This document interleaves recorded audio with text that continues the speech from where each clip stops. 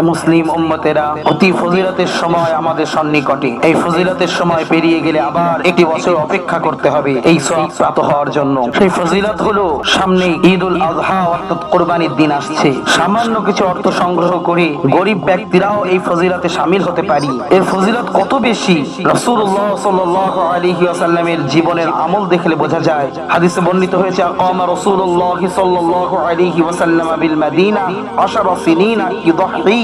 আল্লাহ রাসূল সাল্লাল্লাহু আলাইহি ওয়াসাল্লাম মদিনাতে 10 বছর থেকেছেন এবং প্রত্যেক বছরই তিনি কুরবানি করেছেন। সুবহানাল্লাহ। আপনারা আল্লাহ রাসূল সাল্লাল্লাহু আলাইহি ওয়াসাল্লামের অবস্থা সম্পর্কে প্রায় জানেন। কোনদিন খাওয়া হতো, কোনদিন খাওয়া হতো না, কিন্তু উম্মতকে বৃহৎ ফায়দা দেওয়ার জন্য, উম্মতরা যাতে এই ফায়দা থেকে বঞ্চিত না হয়, তিনি প্রতি বছর কুরবানি করে আমাদেরকে উদ্বুদ্ধ করেছেন। আল্লাহ এই উম্মতকে পশু কুরবানির মাধ্যমে তার নৈকট্য হাসিল করার তৌফিক দান করুন। আমিন।